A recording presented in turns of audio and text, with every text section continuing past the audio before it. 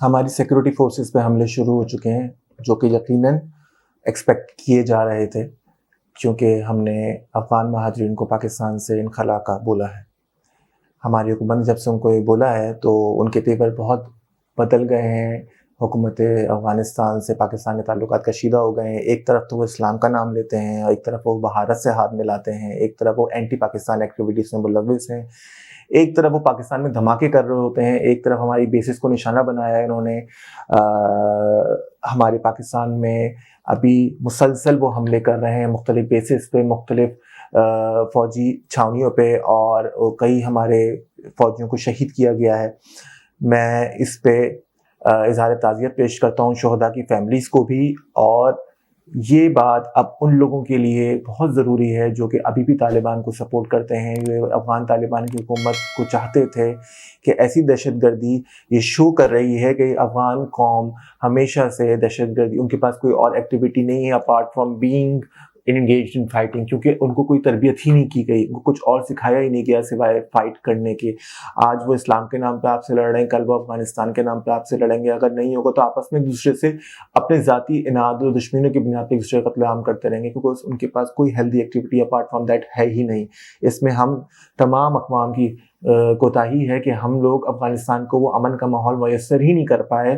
صدیوں سے جو علاقہ جنگ و جدل کا شکار رہا ہے، وہاں کے بچوں کی تربیت کیا ہوگی جن کی 2 پیڑھیاں جنگیں دیکھ کے بڑی ہوئی ہیں؟ وہ صرف جنگ ہی دیکھی ہیں انہوں نے، اور وہ جنگ ہی کرنا جانتے ہیں، وہ امن سے رہنا نہیں جانتے.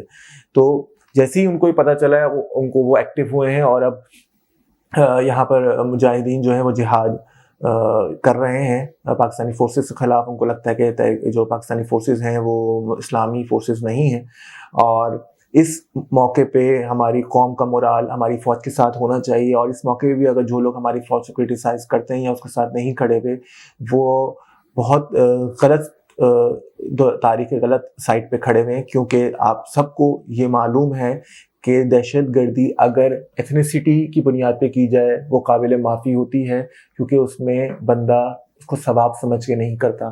اگر دہشت گردی کسی ڈاکو جسے کرتے ہیں مگنگ وغیرہ، تو وہ ضرورت کے تحت کرتے ہیں، وہ ثواب سمجھ کے نہیں کرتا. لیکن جو مذہبی لوگ دہشت گردی کرتے ہیں، وہ امام بارگاہوں پہ، مساجد پہ، جلوسوں پہ حملے کرتے ہیں یا فوجی چھاونیوں کو نشانہ بناتے ہیں، وہ اس کو ثواب سمجھ کے کرتے ہیں، وہ اس کو جہاد سمجھ کے کرتے ہیں کہ ان کو جنت مل رہی ہے. تو یہ چیز بہت بڑی گناہ ہے. جب بھی کوئی آدمی کسی کو قتل کرتا ہے، اسے پتہ ہوتا ہے کہ وہ غلط کام کر رہا ہے. ہاں، وہ کسی بھی بڑے آئیڈیا کو ذہن میں رکھ کے وہ کر رہا ہوتا ہے، لیکن اس کو یہ ذہن میں بیک آف دا مائنڈ میں اس کو پتہ ہوتا ہے کہ وہ غلط کر رہا ہے. لیکن یہاں پر صورتحال بالکل ہی الگ ہو جاتی ہے.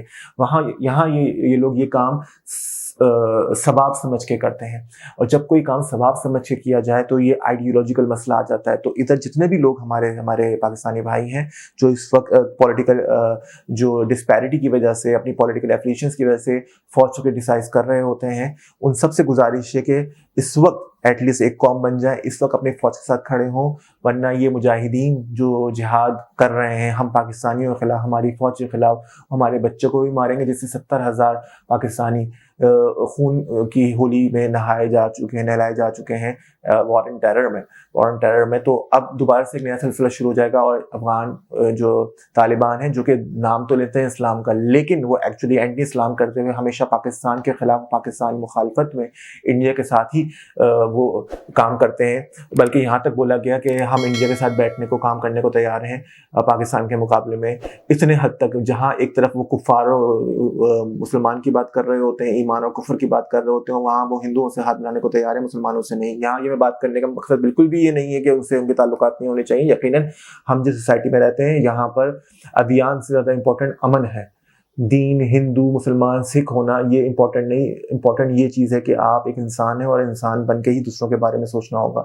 لیکن اگر ایک ملک اپنی سیکیورٹی کے لیے، اور آپ کے کچھ لوگوں کو جو کہ ملوث ہیں، غیر قانونی طور پر مقیم ہیں، ان کو آپ کے ملک واپس بھیج رہے ہیں تاکہ ادھر اسٹیبلائزیشن آئے، وہ آپ کے ملک کی ترقی میں کردار ادا کریں، اور آپ اس کے بعد ہمارے ملک میں حملے کروانے شروع کر دیں، تو کسی طریقے سے جسٹیفائڈ نہیں اور قابل قبول نہیں پاکستانی عوام کے لیے.